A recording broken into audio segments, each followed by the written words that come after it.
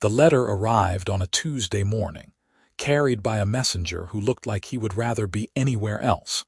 And Kellan Young knew his life was about to change in ways he could not possibly imagine. He stood in the doorway of his small timber farmhouse, staring at the sealed envelope with the emblem of the Continental Matchmaking Service pressed into crimson wax, his calloused hands trembling slightly as he broke the seal. Inside, the parchment confirmed what he had requested 3 months prior, when loneliness had driven him to fill out the forms in careful script by candlelight. A bride would arrive within the fortnight. Human, petite, suitable for frontier life. The description had been specific, because Kellan needed someone who could help with the demanding work of his struggling farm on the edge of the Thornwood territory, where human settlements met the contested borderlands. He had not expected her quite so soon. The wheat needed harvesting, the barn roof still had a hole from the spring storms, and the chicken coop needed reinforcing before winter. But more than that, Kellan had not truly prepared himself for the reality of a stranger becoming his wife.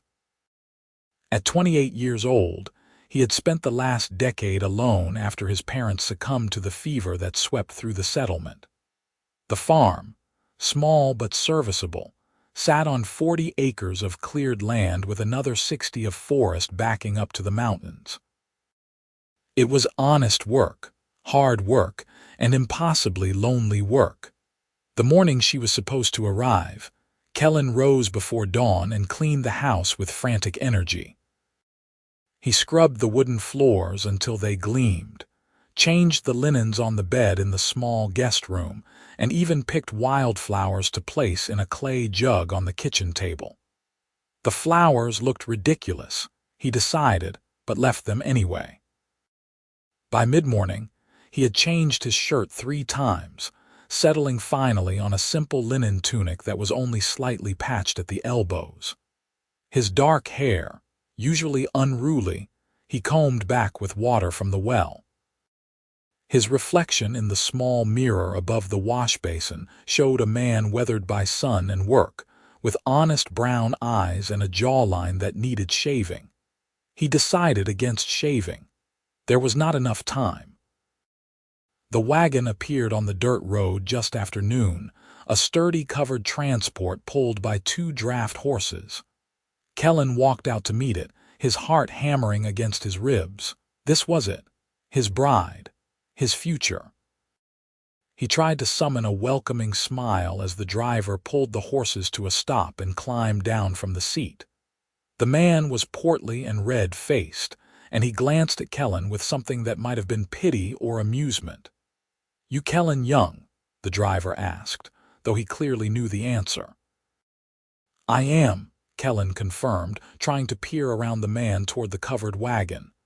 "Is she?" "Oh, she is here," the driver said, and there was definitely amusement in his voice now. "Got quite the surprise for you, I reckon. Good luck, lad." He moved to the back of the wagon and untied the canvas flap. "Come on out, miss. We have arrived."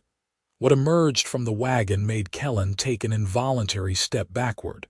She was massive. Not just tall, though she certainly was that, standing at least 7 feet in height, but built with the solid muscle of a warrior.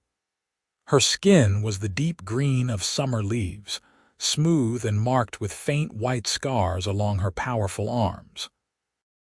Thick black hair hung in a long braid down her back, and when she turned her face toward him, Kellan saw the small tusks that protruded from her lower jaw, the pointed ears, and the striking amber eyes that fixed on him with an intensity that made his mouth go dry. She wore simple travel clothes, a tunic and trousers that strained slightly against her muscular frame, and she carried a large pack over one shoulder as if it weighed nothing. She was an orc, a full-blooded orc woman. And she was staring at him like she was evaluating whether he was worth the journey. "You are Kellan Young," she said. It was not a question. Her voice was deep and rich, with an accent that turned the words slightly exotic. "Ah, yes," Kellan managed, his mind reeling. "But there has been a mistake." I requested, a petite human bride," the orc woman finished. She set down her pack with a heavy thud. "Yes, I know what you requested." She pulled a folded document from her belt and held it out. "But I am your wife now." Kellan took the paper with numb fingers. It was a marriage contract, signed and sealed by the Continental Matchmaking Service, bearing his name and hers, Greta Ironhide. The terms were clear, binding, legal. His signature was at the bottom, right where he had placed it 3 months ago when he had filled out the forms. "This cannot be right," he said, looking from the paper to the woman and back again. "This is not what I asked for. This is not—" He stopped himself before he said something unforgivable, but Greta's eyes had already narrowed. "Not what you wanted," she finished coldly. "Yes, I am aware. But the contract is signed, the payment is made, and I have traveled 2 weeks in that wagon to get here." She crossed her arms over her chest, which only emphasized the breadth of her shoulders. "So whether you like it or not, we are bound by law." The driver cleared his throat. "Look, I just deliver them. Whatever you two need to sort out, that is between you and the service. Miss Ironhide, your trunk is in the back. Can you manage it yourself?" "I can manage it," Greta said without taking her eyes off Kellan. The driver wasted no time climbing back onto his seat and snapping the reins. The wagon rattled off down the road, leaving Kellan and Greta standing in the yard, facing each other like combatants preparing for battle. "This is impossible," Kellan said finally. "There has been some kind of error. I will write to the service. I will demand they fix this." "You can write all you like," Greta said, hefting her trunk onto her shoulder. It had to weigh 100 pounds at least, but she carried it like it was a sack of feathers. "But the contract is legal. I signed it in good faith." "You signed it in good faith, and I am not going anywhere."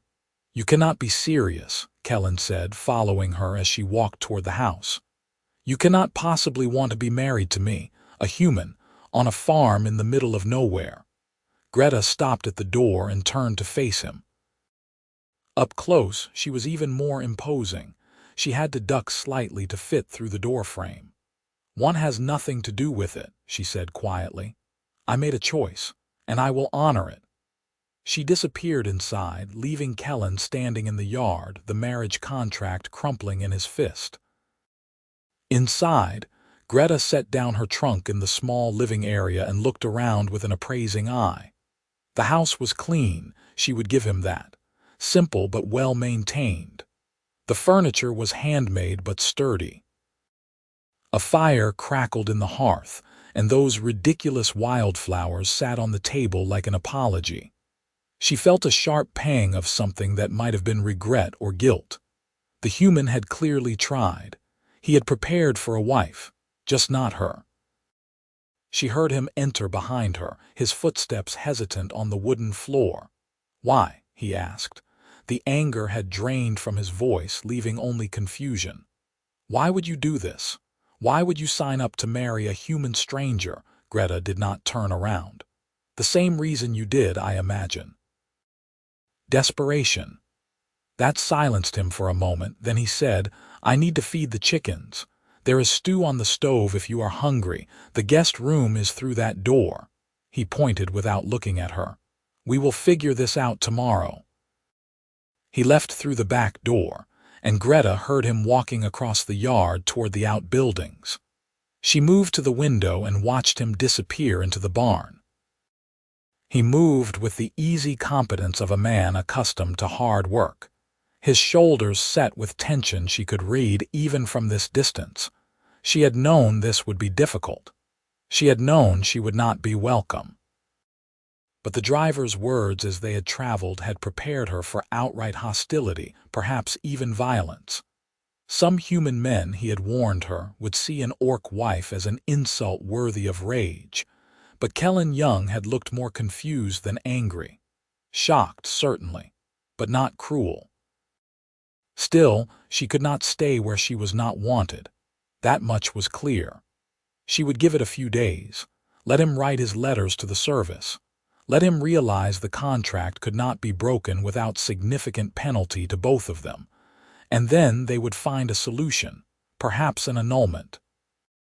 Perhaps she could work the farm for a season, and then they could part ways as business partners rather than husband and wife.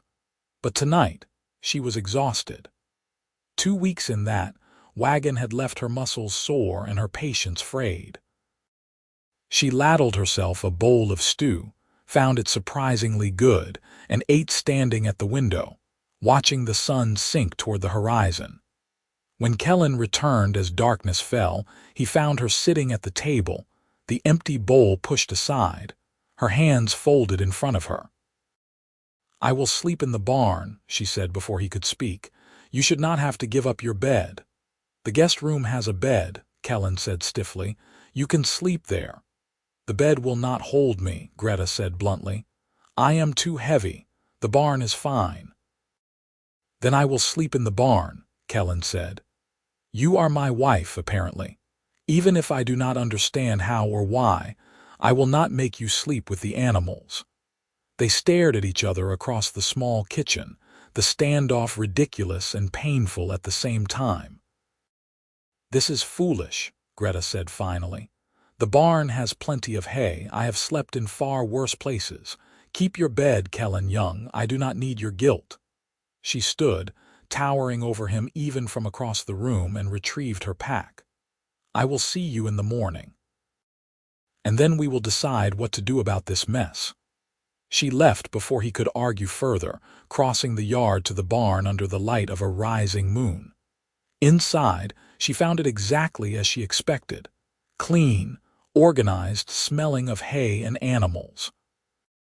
She made herself a nest in the loft, using her bedroll and the extra blankets she had brought.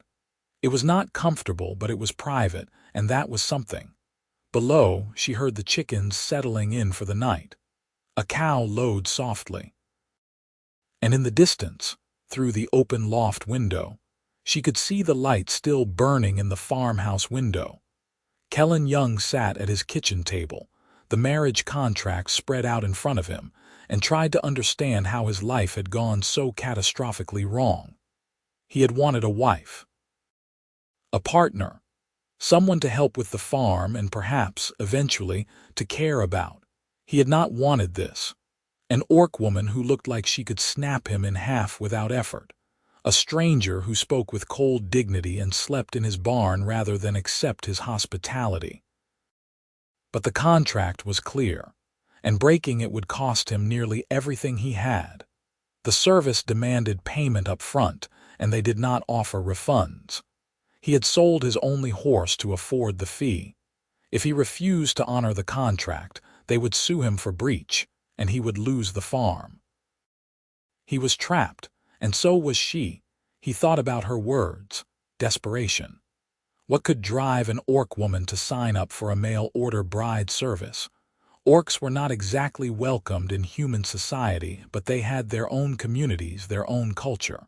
Why would she choose this? The question gnawed at him as he climbed into his bed, still wearing his clothes, too tired and overwhelmed to bother changing. Outside, the night sounds of the farm settled around him. And somewhere out in the barn, Greta Ironhide lay awake, staring at the rafters, wondering if she had made the worst mistake of her life. Morning came too early, announced by the rooster's shrill crow. Kellan dragged himself out of bed and dressed quickly in his work clothes. The wheat would not harvest itself, and he had already lost too much time to this disaster. He would work today. He would think about the orc woman later, but when he stepped outside, he found Greta already in the yard. She had changed into different clothes, practical work trousers and a sleeveless tunic that revealed the powerful muscles of her arms. She was carrying buckets of water from the well to the animal troughs, moving with efficient speed. "You do not have to do that," Kellan called out, startled. Greta set down the buckets. "If I am here, I will work. I do not take charity." "It is not charity. You are," he stopped. "Guest, wife, Unwanted intruder. None of those words felt right. You are supposed to be resting. I have rested enough, Greta said. She looked at him evenly. What needs doing? Kellan hesitated. Then he gestured toward the wheat fields. The harvest. It is late already. I have been trying to do it myself, but it is slow going. Then I will help, Greta said simply. They worked in silence, side by side in the golden wheat field as the sun climbed higher. Kellan showed her how to use the scythe, though she picked up the rhythm almost immediately. Her strength was staggering. Where he might clear a row in an hour, she cleared two in the same time, her powerful arms swinging the blade with tireless energy. Sweat darkened her tunic, and her braids swung with each stroke, but she never slowed. By midday, they had cleared more than Kellan had managed in the previous 3 days. He called a break and brought out bread, cheese, and water. They sat in the shade of an old oak tree at the field's edge, not speaking, just eating and drinking and catching their breath. You are good at this, Kellan said finally. I grew up working, Greta replied. My clan farmed the northern valleys, before the war. The war, Kellan repeated. He knew about it, of course. The border conflicts that had raged for years between human settlements and orc clans, fueled by fear and mistrust on both sides.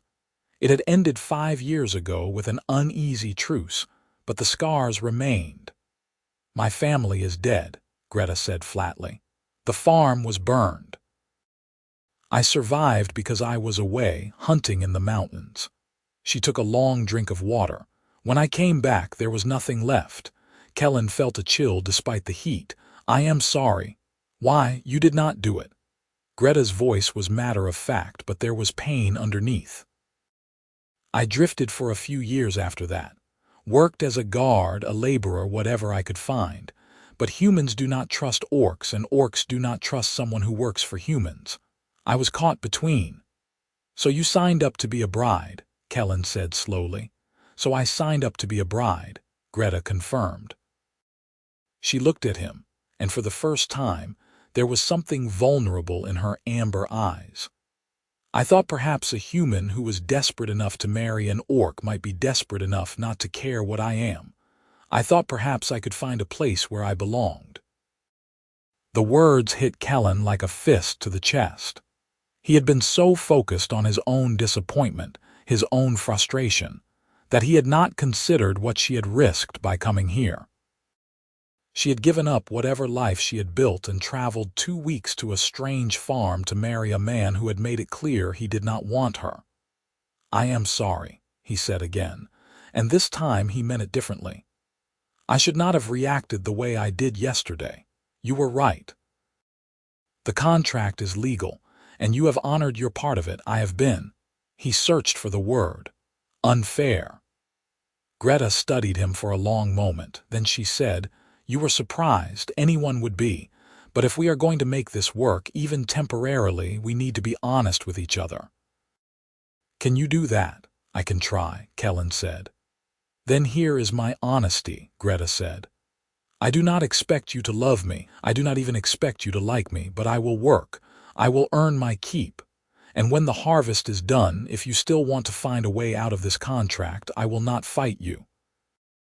But until then, let me help. Let me be useful. That is all I ask. Kellan looked at her, this massive orc woman who had appeared on his doorstep and turned his life upside down, and felt something shift in his chest. She was not what he had wanted, but she was here, and she was trying. All right, he said. Let us finish this harvest, and then we will see what happens next. They returned to the field, and the afternoon passed in the steady rhythm of work. By the time the sun began to set, they had cleared half the wheat field, a feat that would have taken Kellan a week alone. His back ached and his hands were blistered, but there was a satisfaction in it, the kind that came from honest labor shared. That night, Greta did not offer to sleep in the barn. She simply took her pack to the guest room, and when Kellan checked an hour later, he found her asleep on the floor, her bedroll spread out on the wooden planks. He felt a twinge of guilt. But he did not wake her. If she preferred the floor, that was her choice. The days that followed fell into a pattern. They rose with the sun, worked the fields together, ate simple meals, and spoke little beyond what was necessary. But slowly, the tension between them began to ease. Kellan found himself watching her as they worked, noticing small things. The way she hummed under her breath, a low melody in a language he did not recognize. The way she always fed the chickens first thing in the morning, speaking to them in gentle tones that contrasted with her imposing appearance. The way she laughed, a rare sound but genuine, when one of the goats tried to eat her braid. And Greta, for her part, began to see past Kellan's initial rejection. He was kind to the animals, patient with the work, and unexpectedly thoughtful. He always made sure there was enough food for both of them, even though she ate twice as much as he did. He fixed the barn door when it started to stick, not because she asked, but because he noticed it was difficult for her to open. He asked her opinion about where to plant the winter crops, and he actually listened to her answer. 3 weeks after her arrival, the harvest was complete. The wheat was bundled and stored, the fields were cleared, and the first frost had touched the ground overnight. Kellan stood in the barn, staring at the neat rows of grain, and realized he had not written the letter to the Continental Matchmaking Service. He had meant to. He had told himself every day that he would sit down and compose a formal complaint, demanding they rectify their error. But he had not. And now, looking at what they had accomplished together, he was not sure he wanted to. He found Greta in the yard, repairing a section of fence that had been listing to one side since spring. She had stripped off her tunic in the afternoon warmth, working in just a wrapped chest binding in her trousers, and he could see the full extent of the scars that marked her skin. Some were small, barely visible. Others were long and jagged, the kind left by blades or claws. "Greta," he called, and she looked up. "Yes," he walked over, suddenly nervous. "The harvest is done. You said when the harvest was done we would talk about what happens next." Greta set down the fence post she had been holding. "I did say that." "I have not written to the service," Kellan admitted. "I meant to, but I have not, and I am not sure I want to anymore." Greta's expression was unreadable. "What are you saying?" "I am saying that you were right. We are bound by this contract, and you have held up your end of it." "More than held up your end. You have worked harder than anyone I have ever seen. You have been patient with me when I did not deserve it, and I think—" He took a breath. "I think maybe we could try to make this work, for real, not just for the harvest, but as partners." Greta was silent for a long moment. Then she said, "I do not need your pity, Kellan." "It is not pity," Kellan said quickly. "It is practical. This farm needs 2 people to run it properly. You need a place to stay. We get along well enough. We could have a good partnership." "A partnership," Greta repeated, "not a marriage." "I do not know what we have," Kellan said honestly, "but I would like to find out." Greta picked up the fence post again, driving it into the ground with a force that made the earth shudder. "I will stay through the winter," she said finally. "And we will see how we feel in the spring. But I need you to understand something, Kellan. I will not be a servant. I will not be your hired hand who happens to live in your house. If we do this, we do it as equals." "Agreed, agreed," Kellan said, and he felt a smile tug at his lips. "Equals."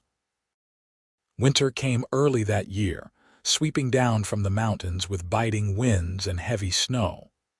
The farm settled into the quiet rhythm of the cold months. They fortified the buildings, stocked the larder, and spent long evenings by the fire, mending tools and planning for spring. The small farmhouse felt even smaller with Greta in it, but Kellan found he did not mind as much as he thought he would. She had a way of filling space without being intrusive, moving with surprising grace despite her size. One night in late December, a blizzard descended with fury, howling winds that shook the shutters and snow that piled up against the door. They sat by the fire, Kellan whittling a new handle for a hoe and Greta working on a piece of leather, stitching it with strong, even strokes. "Tell me about your family," Greta said suddenly. Kellan looked up, surprised. They had shared practical information over the past months, but personal history had remained largely unspoken territory. "My parents owned this farm," he said slowly. "They were good people, kind. They taught me to work the land, to respect it. They died when I was 18. Fever swept through the settlement one autumn, killed a dozen people before it burned itself out." He set down the knife and wood. "I have been alone ever since." "No siblings?" Greta asked. "I had a sister. Younger. She was only 10 when the fever came. She went first." The old grief was distant now, worn smooth by time but still present. "What about you? Did you have siblings?" "2 brothers," Greta said. "Both warriors, both dead now. One in the war, one after, a human mob in a border town. They said he had stolen something. He had not. He was just orc, and that was enough." The bitterness in her voice was sharp as broken glass. Kellan felt a wave of shame, even though he had not been part of it, had never participated in the violence that defined the border tensions. But he was human, and that connected him to the crimes of other humans, whether he liked it or not. "I am sorry," he said quietly, "for what happened to your family, for all of it." "It is the way of the world," Greta said, but her voice softened slightly. "Or it has been. Maybe it is changing." Slowly. "Maybe," Kellan agreed. He hesitated, then asked, "Do you regret coming here?" Greta looked at him across the fire, the flames casting dancing shadows on her green skin. "No," she said. "Not anymore." Something warm unfurled in Kellan's chest at her words. He opened his mouth to respond, but a sudden crash from outside made them both jump to their feet. It sounded like the barn door had blown open or something had fallen against the side of the house. Kellan grabbed his coat and headed for the door, but Greta was faster. She was already pulling on her heavy cloak, her face set with determination. "Wait," Kellan said. "It could be dangerous." "Then we go together," Greta said, and there was no room for argument in her voice. They pushed through the door into the howling storm. Snow immediately stung Kellan's face, and the wind nearly knocked him off his feet. Greta grabbed his arm, steadying him, and they fought their way toward the barn. The door was indeed open, swinging wildly on its hinges. But that was not what made Kellan's blood run cold. There were tracks in the snow, large clawed tracks, and they led inside the barn. "Wolves," Greta said, her voice barely audible over the wind. "Or worse, stay behind me." She pulled a knife from her belt, a wicked-looking blade that she must have been carrying all along, and moved into the barn with Kellan close behind. Inside, the animals were in a panic.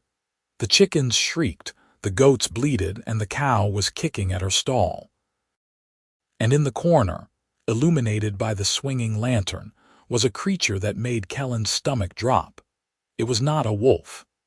It was a snow cat, massive and white-furred, with ice-blue eyes and fangs as long as Kellan's fingers. It had cornered one of the goats and was preparing to strike. Greta did not hesitate. She roared, a sound that came from deep in her chest and echoed through the barn. The snow cat turned, hissing, and locked eyes with her. For a moment, predator and orc faced each other. Then Greta charged. What happened next was a blur of motion. The snow cat lunged, and Greta met it head-on, her knife flashing.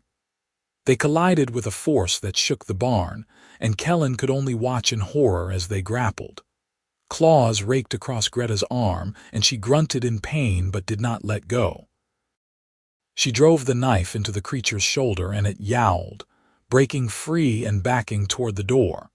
Kellan grabbed a pitchfork from the wall and stepped forward, putting himself between the wounded cat and the animals. The cat's eyes flicked to him, calculating. Then it turned and fled into the storm, leaving a trail of blood in the snow. Greta stood in the center of the barn, breathing hard, blood dripping from the gashes in her arm. Kellan dropped the pitchfork and rushed to her side. "You are hurt," he said, his voice tight with fear. "It is nothing," Greta said, but she swayed slightly. "It is not nothing," Kellan said firmly. "Come inside, now." He did not give her a chance to argue. He wrapped her uninjured arm over his shoulders, ignoring the absurdity of trying to support someone twice his size, and helped her back to the house. Once inside, he sat her down by the fire and fetched water, clean cloth, and the small jar of salve his mother had made years ago from herbs and beeswax. Greta's arm was a mess of deep scratches, bleeding freely. Kellan worked quickly, cleaning the wounds as gently as he could. Greta watched him in silence, her jaw tight against the pain. "You did not have to do that," Kellan said as he applied the salve. "You could have been killed." "So could you," Greta countered, "and so could the animals. What else was I supposed to do?" "You could have let me handle it," Kellan said, though even as he spoke, he knew how foolish that sounded. He would have been no match for the snow cat. "You would have died," Greta said bluntly. "And then where would I be? Stuck on a farm with no one to argue with." Despite everything, Kellan laughed. It was a short, startled sound, but genuine. "You saved my life," he said quietly. "Thank you." Greta's expression softened. "You are welcome." He finished bandaging her arm, wrapping the cloth tightly to stop the bleeding. His hands lingered on her skin for a moment longer than necessary, and he became suddenly, acutely aware of how close they were sitting. He could feel the heat radiating from her, could see the rise and fall of her chest as she breathed. When he looked up, their eyes met and something passed between them, something wordless and electric. Greta pulled back first, standing abruptly. "I should rest," she said, her voice rough. "Thank you for tending the wounds." She disappeared into the guest room, leaving Kellan sitting by the fire, his heart pounding for reasons that had nothing to do with the snow cat. The days after the attack were different. There was a new awareness between them, a tension that was not entirely uncomfortable. Kellan found himself noticing things he had not before. The way Greta's eyes crinkled when she smiled. The low, melodic sound of her voice when she was relaxed. The strength in her hands, capable of both violence and surprising gentleness. And Greta, though she tried to ignore it, found her gaze drawn to Kellan more often than it should be. She noticed the way he moved, efficient and sure. The kindness in his eyes when he spoke to the animals. The way he always made sure she had enough to eat, even if it meant he went without. Neither of them spoke about it, but it was there, growing like a seed in dark soil. Winter deepened, and with it came a cold snap that froze the well and turned the roads to ice. They were snowed in for nearly 2 weeks, unable to leave the farm. It should have felt claustrophobic, but instead it felt almost companionable. They played dice games in the evenings, taught each other songs from their respective cultures, and talked about everything and nothing. One night, as they sat by the fire, Kellan asked, "What was it like growing up in an orc clan?" Greta leaned back in her chair, her injured arm healing but still bound. "Different from this," she said. "Louder. We lived communally, many families in one large settlement. There was always music, always noise, children running everywhere, feasts that lasted for days."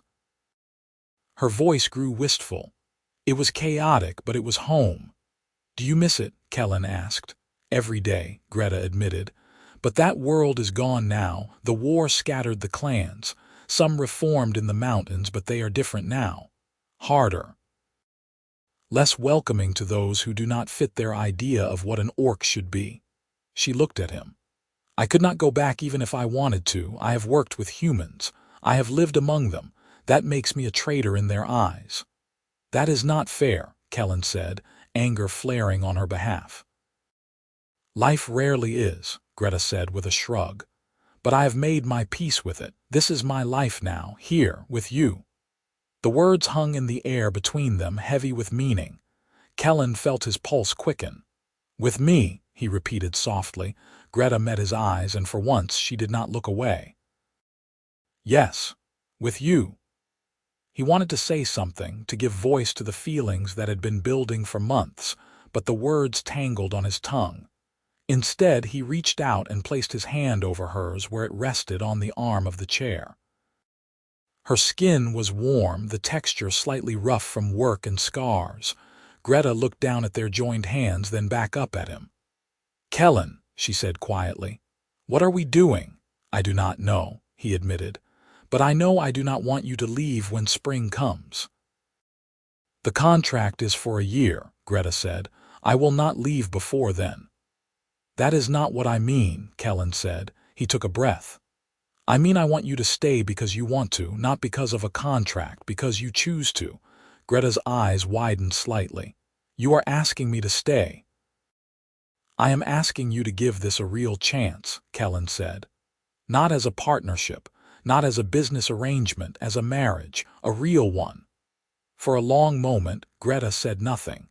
Then she pulled her hand from his and stood, pacing to the window. The snow fell in thick curtains outside, muffling the world in white silence. You do not know what you are asking, she said finally. If I stay as your wife, truly your wife, people will talk. They will judge you. They will make your life difficult. Let them talk, Kellan said, standing and moving to stand beside her. I do not care what they think. You say that now, Greta said. But when you go to the market and people refuse to trade with you, when your neighbors turn their backs, when children throw stones and call you an orc lover, will you still feel the same? Yes, Kellan said without hesitation, because none of that matters compared to this, to you. Greta turned to face him, and in the firelight her amber eyes shone with unshed tears. Why? She whispered. I am not what you wanted. I am not what you asked for. No, Kellan agreed. You are not. You are so much more. He reached up and cupped her face in his hands, feeling the smooth green skin under his palms, the slight give of her tusks against his thumbs. You are brave and strong and kind. You laugh at my terrible jokes.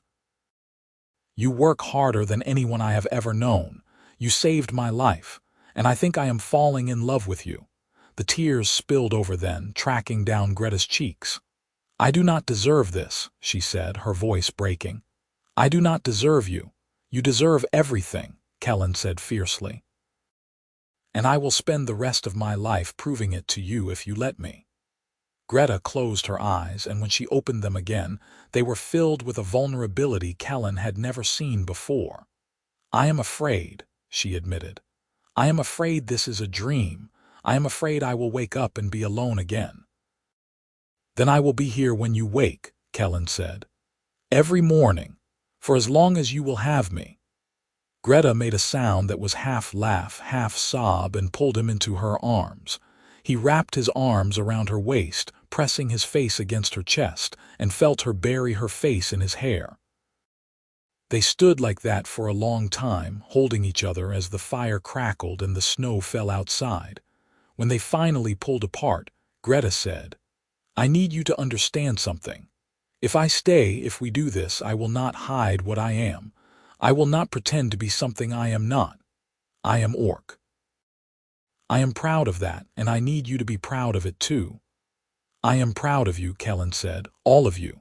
Greta smiled then, a full smile that showed her tusks and lit up her entire face. Then yes, I will stay, as your wife, as your partner, as whatever we decide to be together. Kellan felt like his heart might burst from his chest.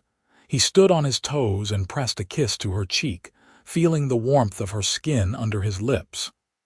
Greta turned her head, and their lips met in a kiss that was tentative at first, then deeper. Her tusks pressed against his mouth, foreign but not unpleasant, and he felt her arms tighten around him. When they broke apart, both breathless, Greta said, I have never done this before, kissed someone, been with someone. Neither have I, Kellan admitted. We will figure it out together. They spent the rest of the night talking, planning, dreaming about the future. They would expand the farm in the spring, perhaps add a second field for vegetables. They would repair the barn roof and build a proper chicken coop. And eventually, when they were ready, they would go into the nearby town together, and Kellan would introduce Greta as his wife. Not in shame, not in apology, in pride. When dawn broke, they were still awake, curled together on the rug by the fire. Greta's head rested on Kellan's chest, and his fingers traced idle patterns on her arm. "We should sleep," Greta murmured. "Probably," Kellan agreed, but neither of them moved. Outside, the world was buried in snow, silent and pristine. But inside the small farmhouse, something new had taken root. Something fragile but strong. Something worth fighting for. Spring arrived slowly that year, thawing the ground inch by inch and coaxing green shoots from the earth. Kellan and Greta worked side by side, preparing the fields, mending fences, and planning their first full growing season together. The work was hard, but it was joyful in a way Kellan had never experienced. Every morning he woke to find Greta already up, singing softly in her native tongue as she prepared breakfast. Every evening they sat together and watched the sun set over the mountains, their hands intertwined. But the outside world could not be avoided forever. In late April, Kellan hitched their new horse, a sturdy mare they had purchased with the profits from the fall harvest, to the wagon, and prepared to make the trip into town for supplies. Greta stood in the yard, her arms crossed, her expression uncertain. "You should come with me," Kellan said for the third time. "I do not think that is wise," Greta replied. "Not yet. We talked about this," Kellan said gently. "You said you would not hide, that you would be proud of who you are." "That includes being seen with me." Greta's jaw tightened. "I am not ashamed, but I do not want to make things difficult for you." "You are not making things difficult," Kellan said. "And even if you were, I do not care. I want you with me, please." Greta looked at him for a long moment, then sighed. "All right, but if anyone gives you trouble, I am breaking their nose." "Fair enough," Kellan said with a grin. The ride into town took an hour, and with every mile, Kellan could feel Greta's tension growing. She sat stiffly on the wagon bench, her hands clenched in her lap, her eyes scanning the road ahead like she was expecting an ambush. "It will be all right," Kellan said, reaching over to squeeze her hand. "I promise." "You cannot promise that," Greta said quietly, "but I appreciate the sentiment." The town of Millbrook was small, barely more than a few dozen buildings clustered around a crossroads. It served the surrounding farms and homesteads, offering a general store, a blacksmith, a tavern, and not much else. As they rolled down the main street, heads turned. Conversations stopped. People stared. Kellan felt Greta tense beside him, but he kept his eyes forward and his expression calm. He pulled the wagon up in front of the general store and climbed down, then offered his hand to Greta. She took it, and together they walked inside. The shopkeeper, a portly man named Bryce, looked up from his ledger and froze. His eyes went wide as he took in Greta's towering form, her green skin, her tusks. "Kellan," Bryce said slowly. "What is this?" "This is my wife, Greta," Kellan said calmly. "We need supplies. Seed for the spring planting, salt, flour, and a new axe if you have one." Bryce's mouth opened and closed like a fish. "Your wife?" "Yes," Kellan said, his voice firm. "My wife." Greta said nothing, but she stood tall, meeting Bryce's stare without flinching. The shopkeeper looked from Kellan to Greta and back again. Then he shook his head and muttered something under his breath that sounded like "world has gone mad." But he began pulling items from the shelves, weighing and measuring and tallying the cost with sharp, jerky movements. The transaction was completed in tense silence. As Kellan paid, Bryce said, "You know people are going to talk." "Let them," Kellan said. Outside, a small crowd had gathered. Mostly farmers and their wives, people Kellan had known his entire life. They watched as he and Greta loaded the supplies into the wagon, their expressions ranging from curiosity to outright hostility. "That is your wife," a woman called out. It was Marta Simmons, the minister's wife, her voice dripping with disdain. "An orc." "Yes," Kellan said, keeping his voice level. "She is." "It is unnatural," Marta said, and several people murmured agreement. "It is against God's law to mix with monsters." Greta's hands clenched into fists, but Kellan touched her arm gently. "She is not a monster," he said, addressing the crowd. "She is a person. She has a name, she has a heart, and she is my wife. If any of you have a problem with that, you can take it up with me." "We do not want her kind here," a man said. It was Thomas Cramer, a farmer from 2 valleys over. "Orcs are savages. Everyone knows that." "Greta has done nothing to you," Kellan said, anger finally creeping into his voice. "She has harmed no one. She works harder than any of you, and she saved my life this winter when a snow cat attacked. So before you judge her, maybe you should get to know her." "I do not need to know a monster," Thomas spat. Greta stepped forward then, and the crowd took a collective step back. She loomed over them, her powerful frame casting a long shadow. But when she spoke, her voice was calm and steady. "You are afraid of me," she said. "I understand that. You have been taught to fear orcs your whole lives, but I am not your enemy. I have lost family to this hatred just as you have. I have bled for it, I have grieved for it, and I am tired of it." She looked around at the faces, meeting each pair of eyes in turn. "I am Greta Ironhide. I am Kellan Young's wife, and I am here to stay. You can accept that or not, but I will not apologize for existing." The silence that followed was deafening. Then, from the back of the crowd, an old man stepped forward. It was Samuel Moorish, the village elder, a man who had seen more winters than most. "I remember the war," Samuel said, his voice creaky but strong. "I remember the bloodshed on both sides. I remember the mistakes we all made." He looked at Greta. "If Kellan says you are a good woman, then I believe him. And if the young folks here have any sense, they will give you a chance before they judge." He tipped his hat to Greta and walked away. Slowly, the crowd began to disperse, some people still muttering angrily, others looking thoughtful. Marta Simmons gave Kellan one last withering look before turning on her heel and marching off. When they were finally alone, Greta let out a long breath. "That went better than I expected," she said dryly. "Did it?" Kellan asked, climbing into the wagon. "No one threw stones," Greta said, climbing up beside him. "So yes." They rode back to the farm in silence, but it was a different kind of silence. Not tense, but contemplative.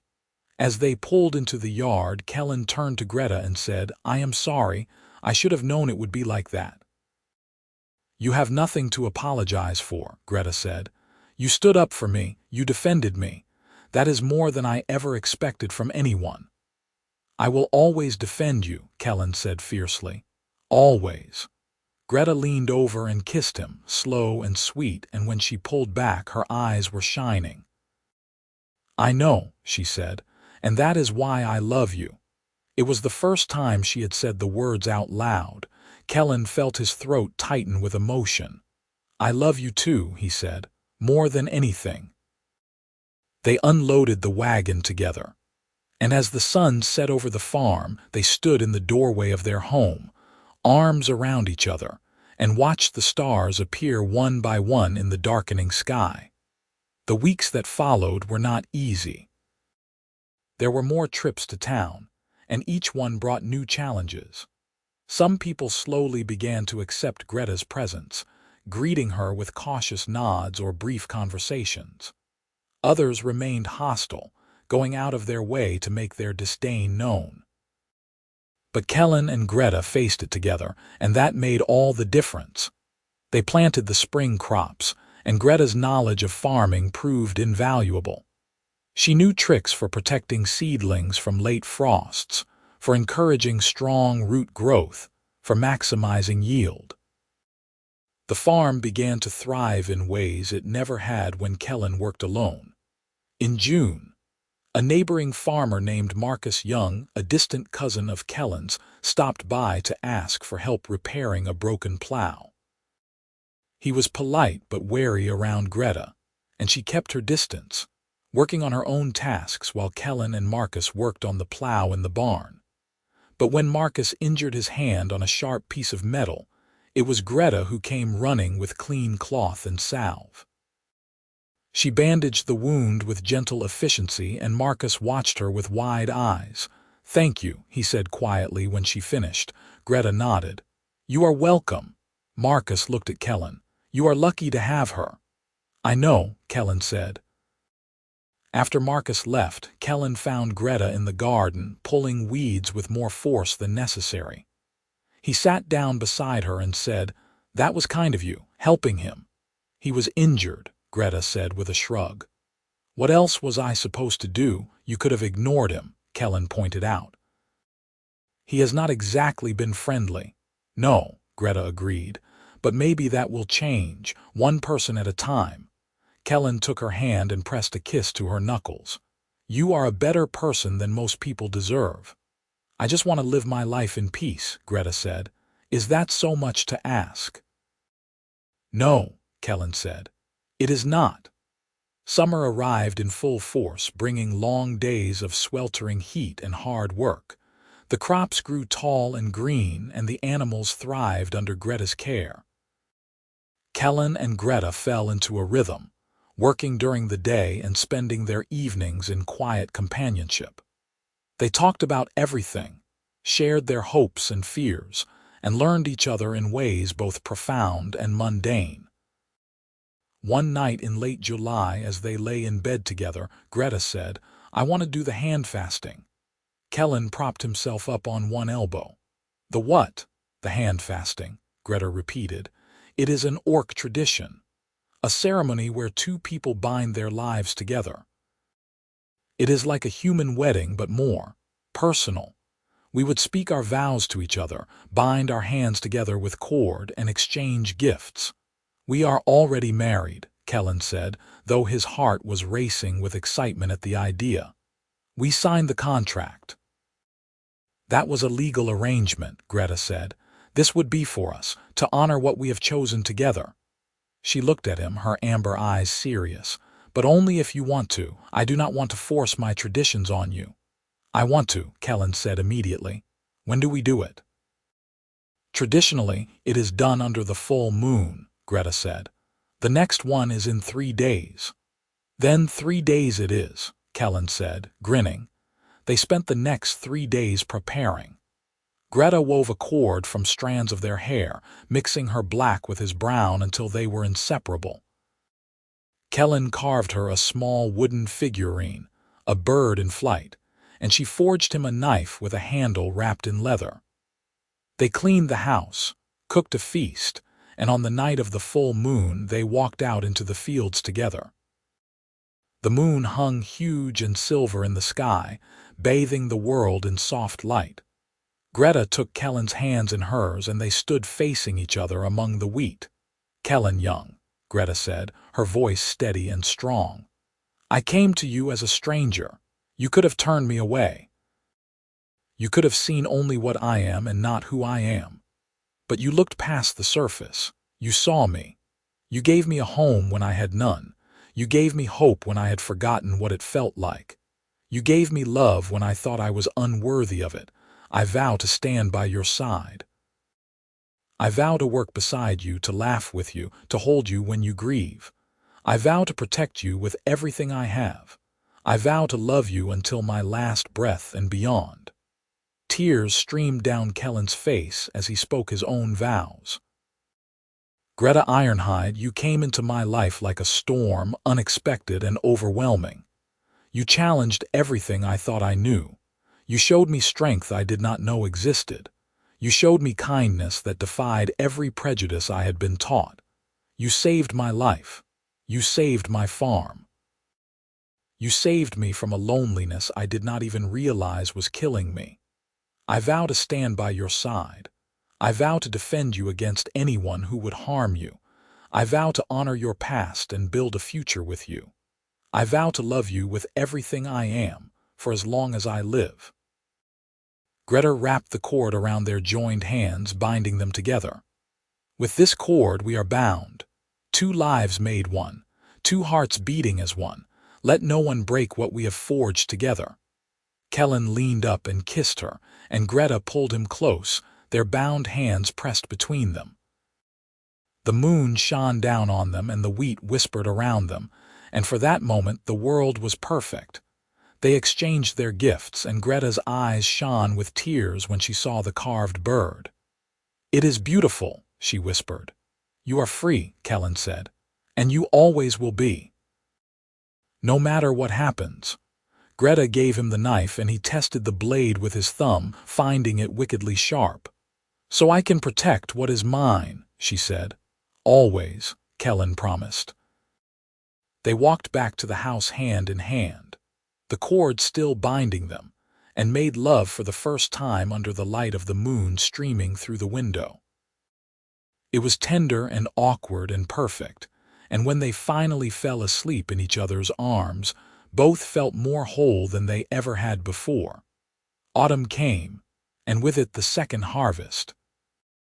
This one was even more bountiful than the first, and Kellan and Greta worked side by side, bringing in the crops and preparing for winter. Word of their handfasting had spread through the community, and reactions were mixed.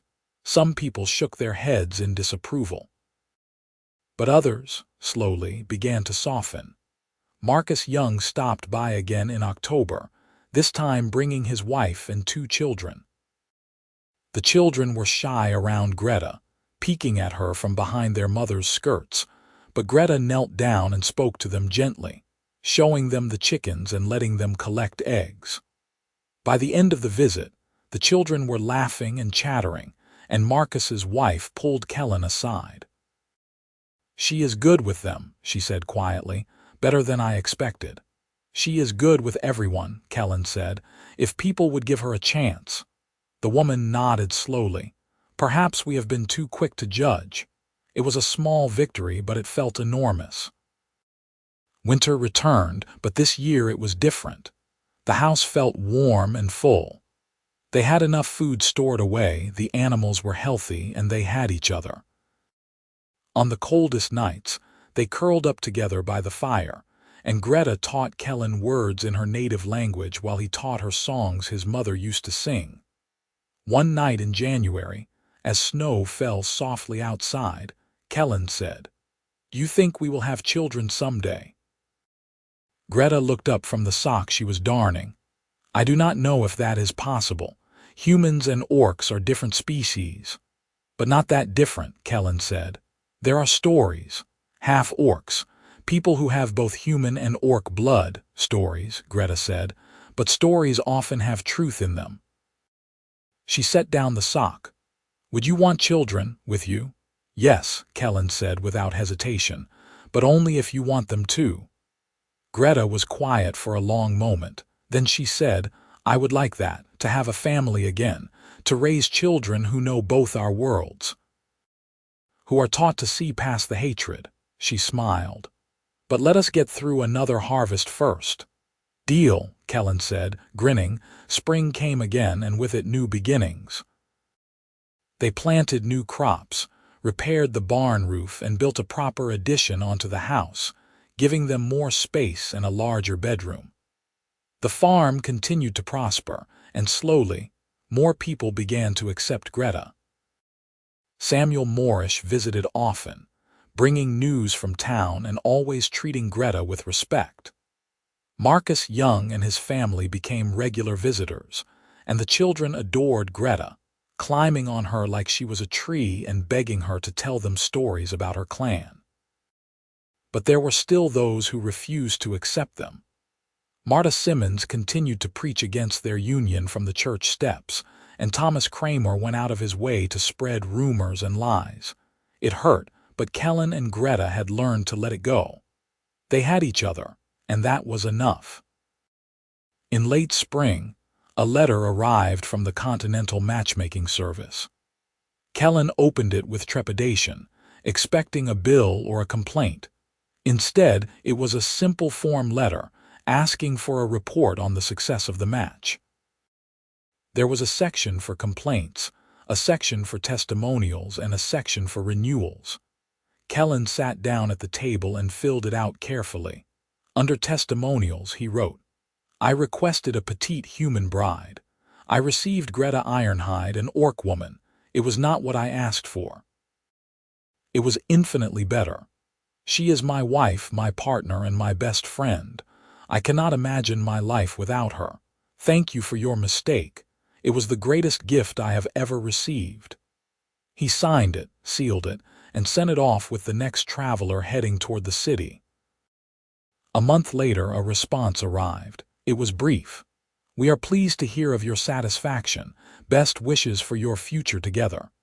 Kellan showed the letter to Greta, and she laughed, a full, joyful sound that filled the house. "They think they did us a favor," she said. "Maybe they did," Kellan said, pulling her into his arms, "in their own strange way." Summer passed in a blur of work and laughter and love, and then, in early autumn, Greta came to Kellan with news that made his heart stop. "I am with child," she said quietly. Kellan stared at her, unable to speak. Then he swept her up in his arms, spinning her around despite her sighs, laughing and crying at the same time. "We are going to have a baby," he said, his voice choked with emotion. "We are," Greta confirmed, and she was crying too, her face radiant with joy. They told no one at first, wanting to keep the news to themselves. But as Greta's belly began to swell, it became impossible to hide. The reactions were predictable. Some people were thrilled, offering congratulations and gifts. Others were horrified, calling the pregnancy an abomination. But Kellan and Greta did not care. They focused on preparing for the baby, building a cradle, sewing tiny clothes, and dreaming about the future. Greta's pregnancy was not easy. She was often exhausted, and the baby was large, straining her already powerful frame. But she bore it with the same strength and determination she brought to everything else. In late winter, on a night when the snow fell in thick curtains, Greta went into labor. Kellan sent for the midwife, an older woman named Clara who had delivered half the babies in the region. Clara arrived quickly, took one look at Greta and said, "This is going to be a long night." She was right. The labor lasted through the night and into the next day. Kellan stayed by Greta's side the entire time, holding her hand, wiping her brow, whispering words of encouragement. Greta was in agony, but she never cried out. She gritted her teeth and bore the pain with the same stoicism she brought to everything. Finally, as the sun began to set on the second day, the baby came. Clara caught the child and held it up, and Kellan felt his heart clench at the sight. It was a boy, perfect and tiny and screaming with healthy lungs. His skin was a light olive color, somewhere between Kellan's pale human tone and Greta's deep green. He had Kellan's brown eyes and Greta's pointed ears. And when he opened his mouth to cry, Kellan could see the tiny buds that would one day become tusks. "He is beautiful," Kellan breathed. Clara cleaned the baby and handed him to Greta, who cradled him against her chest with a look of wonder on her face. "Our son," she whispered. "What should we name him?" Kellan asked. Greta thought for a moment. Then she said, "Kieran. It means little dark one in my language, and it sounds enough like your name that he will carry both of us." "Kellan Young," Kellan said, testing the name. "I love it." They spent the rest of the evening in quiet awe, taking turns holding the baby, marveling at his tiny fingers and toes. Clara stayed long enough to make sure both mother and baby were healthy, then left with a smile and a promise to check in the next day. That night, as the three of them lay together in bed, Kieran asleep between them, Kellan looked at Greta and said, "We did it. We made a family." We did, Greta agreed. She reached over and took his hand. Thank you for everything, for giving me a home, for giving me love, for giving me this. Thank you, Kellan said, for showing me what love really is, for teaching me to see past my own prejudice, for being the most incredible person I have ever known. They lay in the darkness, listening to their son breathe, and felt the weight of all they had overcome to get to this moment. It had not been easy. It would not be easy in the future. But they had each other, and they had Kieran, and that was everything. Word of the baby spread quickly through the community. Some people came to visit, bringing gifts and congratulations. Marcus Young and his family were among the first, and Marcus's children were enchanted by the baby, begging to hold him. Samuel Moorish came as well, bringing a hand-carved rattle and a blessing for the child. But there were others who saw Kieran as proof of their worst fears. Marta Simmons declared the baby a monster, a blight on the community. Thomas Kramer tried to organize a petition to have Kellan and Greta driven out of the region. It did not work. Too many people had come to respect Greta, and Kellan had deep roots in the community. The petition failed, and Thomas slunk away in humiliation. Marta continued to preach, but fewer people listened. Kieran grew quickly, thriving in the love and warmth of his home. By his first birthday, he was walking, talking in simple words and showing signs of both his parents' strengths. He had Kellan's curiosity and Greta's determination, and he adored both of them equally. One afternoon in early spring, as Kellan worked in the garden and Greta played with Kieran in the yard, Samuel Moorish stopped by. He watched them for a moment, then said, "You know, when you first brought Greta to town, I thought it was a mistake. I thought it would end badly." "And now?" Kellan asked, standing and brushing dirt from his hands. "Now I think you might be the smartest man in this whole region," Samuel said with a smile. "You built something good here, something worth fighting for. That boy is going to grow up knowing love, and that is more than most people can say." "Thank you," Kellan said, moved by the old man's words. Samuel tipped his hat and left, and Kellan returned to the garden, his heart full. Years passed, and the farm continued to thrive. Kieran grew into a strong, healthy boy, loved by his parents and accepted by most of the community. He played with the other children, helped with the farm work, and showed an early talent for both farming and storytelling, inheriting the best of both his parents' worlds. Kellan and Greta grew older together, their love deepening with each passing season.